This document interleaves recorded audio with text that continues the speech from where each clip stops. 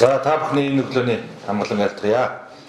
За өнөөдөр ардчсан намаас энэ татварын нэмэгдэлтэй холбоотой эдийн засгийн хүндрэлтэй холбоотой зарим асуудал, за мөн одоо үндсэн хуулийн нэмэлт өөрчлөлттэй холбоотой болон бусад асуудлаар мэдээлэл хийхээр та бүхнийг урьсан байгаа. Ингээ бидний урилгыг хүлээж авсан та бүхэнд талархлаа хэлье. За Монгол Ардын намын мөрийн хөтөлбөр байгаа. Монгол Ардын намын мөрийн хөтөлбөр дотор та бүхэн ч гэсэн мэдж байгаа. Энэ мөрийн хөтөлбөр дотор шин төрлийн татварыг бий болгохгүй, татварыг нэмэгдүүлэхгүй гэдэг ийм одоо мөрийн хөтөлбөрийг гаргаж ард түмэнд танилцуулж байгаад өнөөдрийн улсын хурал дахь 65-ын одоо суудлаа авсан байгаа. Тэгээд үүнийхээ дараахнаас эхлээд шууд одоо мөрийн хөтөлбөрийнхөө энэ заалтыг зөрчиж нийтдээ бол одоо 9 төрлийн татварыг нэмэхээр ингэж оруулж ирсэн байгаа. За тэгээд энэ 9 төрлийн татвар нэмэгдүүлсэн энэ одоо нөхцөлөө бол олон улсын валютын сангийн шаардлага гэдэг ийм одоо халахвчилж нэмэгдүүлсэн.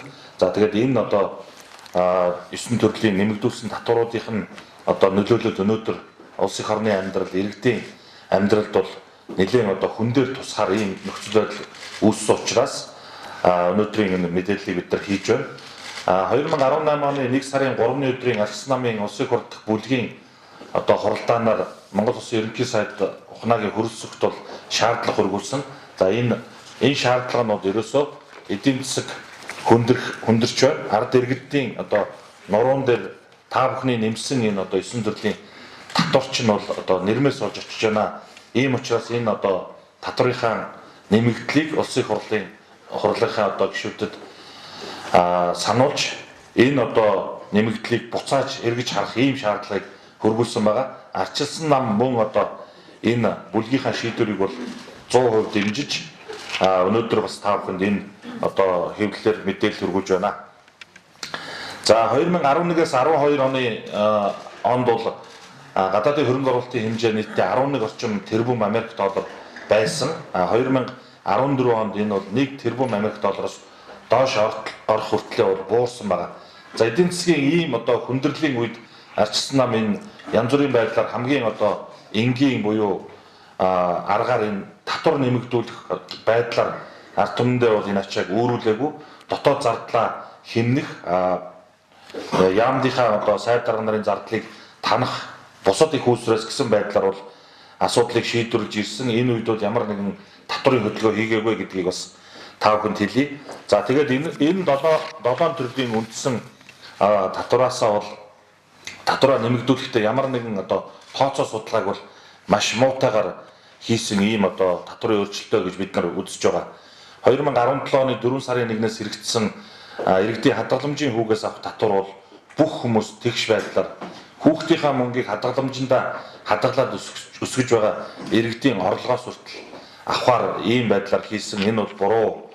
Автомашины онцгой албан татварыг нэмэгдүүлсэн. Энэ дундаа бол Прус метийн одоо ард түмний унаа гэдэг машины онцгой албан татварыг нэмэгдүүлснээр нэг одоо автомашинд ногдох одоо үн 5 орчим сая төгрөгөөр нэмэгдэж энэ бас л иргэдийн нуруунд дээр хүндрэл болж ирсэн. Энийг бол бид бүхэн одоо нэргсэн хойно буюу өнөөдрөөс ардчилсан нам дуграагүй. Сөрөг хүчнийхээ хувьд өнгөрсөн хавраас эхлүүлээд бид нар шатраатай маш олон одоо эсэргүүцлийг илэрхийлж, за мөн иргэд хүртэл Прусээ шатаах хүртэл хэмжээнд эсэргүүцэжсэн боловч энийг бол төр маань ерөөсөө чихний хажуугаар өнгөрөөсөн. Өнөөдөр энэ 18 оны 1 сарын 1-ээс эхлээд энэ татварууд дотор орж ирсэн шатхууны онцгой албан дотор нэмэгдсэн байдал нь бол литр шатхуун тутамд 50-аас 150 төгрөгөөр нэмэгдээд Монголын онцлог бол байдаг том газар нутагтай.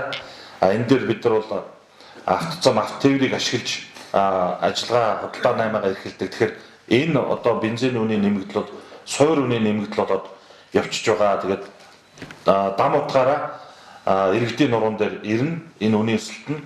Дээрэс нь инфляцийг бол шууд нэмэгдүүлэх ийм одоо муу үр дагавартай шийдвэр болсон байна. За мөн энэ хувь хүний орлогын албан татвар бол өнөөдөр 1 сарын 1-ээс эхэлж нэмэгдэж байгаа. Өөрөөр хэлбэл 1 сая 500 мянган төгрөгнөөс дээш орлоготой иргэдийнхаа одоо иргэдээс энэ хувь хүний орлогын албан татврын нэмэгдэл нэрээр бол одоо шатлсан байдлаар татварыг авч байгаа. Энэ бол судалгаа байдаг. 100 одоо иргэн тутмын одоо 8 орчим хувь 1.5 5 сая төгрөгөөс дээш орлоготой буюу одоо Монголын иргэдийн улс орныхоо амьдралыг авч явж байгаа энэ дундаж давхаргын иргэд байдаг. Энэ хүмүүсийн орлогоноос бол шууд татвар байдлаар ингээд дээрэмдэж авч байгаа энэ шийдвэрийг бол буруу гэж үзэж байна. 1 сая 500 мянган төгрөг бол Америк долларч хэлжүүлвэл нэг 600 гаруй доллар. 600 гаруй долларын орлого олж байгаа хүмүүсээ өндөр орлоготой чинээлэг баян гэж үзэж байгаа бол энэ бол эмгэн л юм аа. Энэ бол маш бага хэмжээний мөнгө. Үлдсэн тэр 90 гаруй хувийг нь бол дундаас доош ядуу төвшөнд байгаа гэдгийг бол хүлээн зөвшөөрч байна гэсэн ийм одоо байдлаар арчилсан нам үзэж байна. Тэгээд энэ эдийн засаг сая жилийн одоо оны эцэст Монгол улсын одоо төр засгийн өндөрлгүүд эдийн засаг өсөлттэй байгаа, валютын нөөц нэмэгдсэн, хямрал бол одоо байхгүй болж байгаа мэтэр ярьж байгаа. Үнэхээр хямрал байхгүй эдийн засаг сайжирч байгаа юм бол иргэдийн халаас руу гар дүрж энэ татвар нэртэй энэ хуульчилсан байдлаар ингэж гар дүрж энэ татваруудыг авдаг нь бол буруу гэж арчилсан нам бол энэ одоо татврын нэмэгдлийг бол буцааж харж улсын хурлаараа нин даруй авч хэлцэж цуцлахыг бол шаардаж байна. Харин үүний эсрэг худалдаа эрхлэгчид Монгол улсын 300 мянга орчим худалдаа эрхлэгчид за ажлын байр бий болгож татвар төлж байгаа одоо хувийн бизнесийн одоо өнөөдрийн тулгамдсан асуудал болоод байгаа энэ банкны зээлийн хүүг тодорхой төвшөнд одоо бууруулах, түүнээс дээш гаргахгүй байх. Өнөөдөр зээл нэрээр иргэдийн одоо халааснаас маш их хэмжээний одоо мөнгийг хүүлж байгаа энэ байдлыг эсэргүүцсэн мөнгө хөлтийн эсрэг гэдэг ийм одоо зүйлүүдийг санаачлаад ажлын хэсэг байгуулад судалгааныхаа шатанд явж байна. Тэгэхээр энэ одоо зүйлийг улсын хурл руу тун удахгүй өргөн барина. Энэ үед нь улсын хурл маань бас хэлцэж дэмжнэ гэдэгт бол эргэлзэхгүй байна. За ингээд эцэст нь товчхон хэлэхэд энэ одоо нэмэгдүүлсэн татваруудаа эргэж хараа. Энэ татваруудынхаа одоо өөрчлөлтийг цуцлаа гэдэг ийм шаардлагыг арчилсан намын улсын хурл дахь бүлэг арчилсан намын гишүүд бол улсын хурлаас шаардж байна. Монгол Ардын нам 2016 оны сонгуулиас хойш өнөөдөр засгийг Монгол улсын засгийг барьж ажиллаад 500 гаруй хоногийн хугацаа өнгөрч байна. Тэгэхээр 500 гаруй хоногт Монгол Ардын намын яаж ажилласан талаар арчилсан намын улсын хурл дахь бүлэг манарсан 500 хоног гэж тайлан гаргасан байгаа.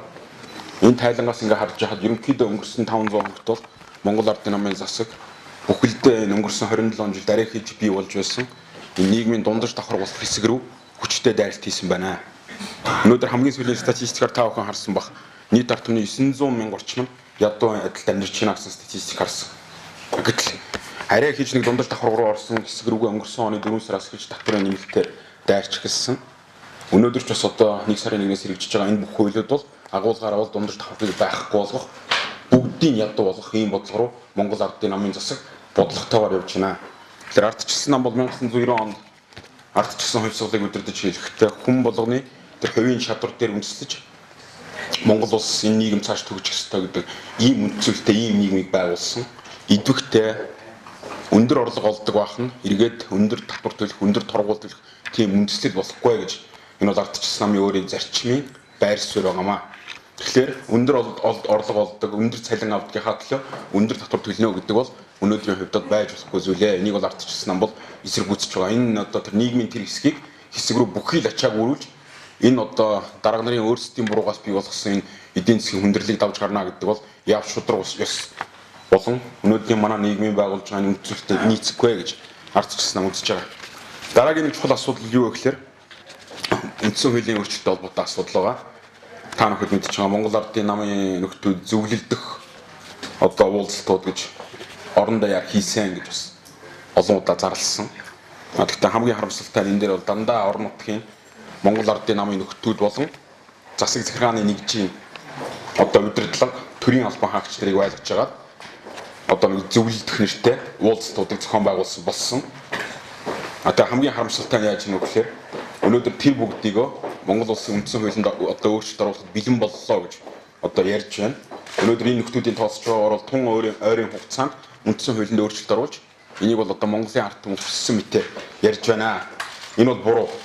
Та бүхэн мэдж байгаа. Үндсэн хууль гэдэг бол одоо манай одоо нийгмийн нийт иргэдийн ийм тулгуур баримтчиг. Монгол Ардын намч гэсэн хэдийгээр өнөөдөр 65 суудал авсан боловч яг 2016 оны сонгуульд нийт иргэдээс авсан саналын хувьлаад үзэх юм бол нэг 40 орчим хувийн санал авсан байдаг. 41-42% санал авсан байдаг. Энэ бол нийгмийн олонхыг бол бүрдүүлж чадахгүй. Дээрээс нь бид нар одоо ардчилсан нийгмийн хувьд бол үндсэн хуулийн өөрчлөлтийг хийхдээ бүх ард түмний санал суулгыг бол явуулах хэрэгтэй. Ард нийтийн санал суулгын тухай хууль гэж хууль байгаа.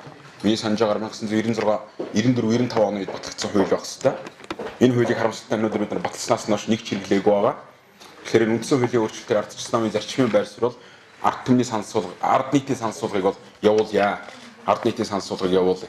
Ард нийтийн санал суулга явуулдаг зарчим бол яг одоо 4 жил тутам ээлжид болдог сонгуультай адилхан болдог ийм хууль байгаа. Яг энэний дагуу нийт ард түмнэрээ шүүлгье. Тэрнээс одоо зөвлөлтөх ардчлал, зөвлөлтөх уулзалт нэрийн доор одоо Монгол Ардын намын гишүүд болон эсвэл одоо төрийн албан хаагч нарын энэ зохион байгуулж байгаа энэ зүйлийг бол одоо үндсэн хуулийн өөрчлөлт хэмжээний ийм одоо сайн зүйл одоо хүч нэг дор цугларсан олон хон одоо үндсэн хуулийг өөрчлөхийг дэмжиж үзэж болохгүй гэсэн ийм зарчмын байр суурь байгаа. Тэгээ дээрээс нь одоо та бүхэн мэдж байгаа 65 суудалтай намын одоо улсын их хурлд сууж байгаа нөхдүүд бол энэ өнгөрсөн 500 хоногт өөрсдөө харуулсан байдлыг бол харж байгаа. Ёс суртахууны хувьд за эх орно гэсэн сэтгэлийн хувьд бол яа харахгүй энэ үндсэн хуулийг өөрчлөх юм ёс зүйн чадамж байхгүй гэдгийг бол өнгөрсөн жил илүүгийн хугацаанд бол өөрсдийнхөө үйлдэлээр хангалттай харуулсан гэж үзэж байгаамаа. Тэгэхээр ардчилсан намын байр суурь бол ингээд тодорхойлоод тэгэхээр үндсэн хуулийг бол өөрчлөх тал бол байгаа. Нийгэмд бол зайлшгүй шинжилгүүд хэрэгтэй байгаа. Энийг ардчилсан нам мэдж байгаа. Гэхдээ өнөөдрийн энэ их баригчид шиг юм увайгүй ёс суртахуунгүй ёс суртахууныг уландаа гიშгсэн энэ улс орны гэсэн сэтгэлгүй нөхдүүдээр үндсэн хуулийн өөрчлөлтийг хийлгэхийг бол эсэргүүцэж байгаамаа. Одоо энэ их баригчдын зүгээс хулгай лөөрийг энэ иргэдийн халаас руу орж байгаа энэ дээрмийн ажлыг бол юутай холбооч тайлбарж байгаа гэхээр Чингис Бонд ч гэдэг юм уу өмнө нь одоо Арс намын ирэх барьж байгаа үед алдаа гаргасан тэр алдааг одоо цайруулах гэж байгаа мэтэр ингэж буруу тайлбарлаж байгаа л та. Тэгэхээр худлаа үгийг мянга хэлэхээр үнэн болдог гэдэг шиг энэ дээр бол бас иргэдийг төрөвдүүлэх ийм нөхцөл байдал үүссэн учраас Арс намын зүгээс өнөөдөр албан ёсоор нийгэм тулгамдсан асуудлууд болон эдийн засгийн асуудлууд, дээр нь үндсэн хуулийн асуудлууд, дээр нь Чингис Бондтой холбоотой асуудлуудаар бас тодорхой тайлбар хийж байгаа. Өнөөдөр засгийн газрын зүгээс Чингис Бондын эхний төлөлтийг хийж байгаа гэсэн мэдээллийг бид нар авсан байгаа. Энэ бол бас Монгол улсын хувьд бол нэлээд чухал зүйл байгаа. Тэгэхээр өнгөрсөн хугацаанд Ардын нам засгийн газраа байгуулснаас хойш 2.4 их найт төгрөгийг бас босгосон байгаа. Энэ мөнгө одоо шийдвэл хаачсан, юунд зарцуулагдсан гэдэг нь бол тодорхойгүй байна. Тэгээд ч өнөөдрийн одоо ерөнхий сайд, өмнөх ерөнхий сайдын танхимыг огцруулах шалтгаан нь бол өнгөрсөн одоо 1 жилийн хугацаанд Ардын нам хангалтгүй ажиллалаа гэдгийг бол одоо хүлээмжшүүлсэн үйлдэл бол байсан. Тэгэхээр би хэдэн тоо юмнуудыг хэлье гэж бодож байгаа. Чингис Бондыг хүмүүс одоо ингээд маш одоо буруугаар ойлгуулах гэж их баригчдын зүгээс хичээж байна. Бодит байдал дээр бол 1660 гаруй төслийг санхүүжүүлсэн байна. За 60,000 орчим хүнийг ажлын байртай болгосон байна. Чингис Бондоос автозам дэг бүтцийн салбарын төслүүдэд 1.4 их найт төгрөг олгогдсон байна. За мөн одоо аймгийн төвүүдийг нийслэлтэй холбосон байна. Бид нар бол ярьдаг 1992 оноос 2012 оны хоорондын 20 жилийн хугацаанд бол 2087 км автозам тавигдсан байсан. Тэгвэл Чингис Бондын санхүүжилттэй 3 жилийн дотор буюу 2012-оос 15 оны хооронд энэ 20 жилийн одоо дунджаас даруй их буюу 2284 км зам тавигдсан байна. За ингээд удам төслийн хүрээнд одоо 33 уулзуур шинжилэгдсэн. За Боинг 767 онгоцтой болсон. Боинг тухай хороолт баригдаж 260 орчим мянган иргэн доклог дулаан суудсанд одоо амьдрах болсон. Гэх мэт бол маш олон эдийн засагт бол үр ашиг нь бодиттойгоор хэмжигдэх үз ийм одоо нөхцөл байдал Чингис Бондын үр дүн бий болсон. Өнөөдрийн их барьж байгаа Монгол Ардын намын тэргүүлсэн энэ засгийн газрын сүүлийн 1 жил гарны хугацаанд бол нэлээд хэмжээний мөнгө төгрөгийг босгоод байдаг. Дахин хэлэхэд 2.4 их найт төгрөгийг босгоод байдаг. Ингээд одоо утаанд ирэхэд бол маш олон тэрүүн төгрөгийг ингээд гаргасан байдаг. Ингээд үүний бол одоо шийдвэртэй үр дүн гэсэн юм бол багтаа байгаа юм байна. Тэгмчээс бол бид зүгээр сүрэг хүчин байхын тулд шүүмжилж байгаа юм бол биш ээ. Тодорхой хэмжээгээр тооцоон дээр суурилсан бодлогыг энэ засгийн газар явуулж чадахгүй байна. Тэгээд энийг бол бодлого босруулж чадахгүй болонгууд хялгаар нь номхон тэмээ ноолоход амар гэдэг шиг иргэдэд дээрлэхтэй байдалтай байна. Өчигдөр их хурлын даргын хэлсэн одоо ярилцсан дээр бол тансаг хэрэглэн татвар ногдуулах нь зөв гэж үзэж байна гэж бичсэн байна лээ. Тэгэхээр 1.5 сая төгрөгнөөс дээш орлоготой хүмүүсийг бол одоо тансаг гэж болоод оромжилж байгаа байхгүй. Тэр 600 доллартай тэнцэх хэмжээний мөнгө олж байгаа бол монголчуудыг тансаг амьдраад байна гэж үзэж байгаа юм аа. Тэгэхээр одоогийн засгийн газарт эрх баригч ардын намынханд хандаж хэлэхэд та бүхэн нэгэнт одоо ард түмний сонголтыг амлалтаараа аваад ингээд сонгогдсон учраас хариуцлагатайгаар бодлого суурьтай зөв эдийн засгийн бодлогыг хэрэгжүүлээч гэдгийг ардсан намын зүгээс албаасаа шаардж байгаа юм аа.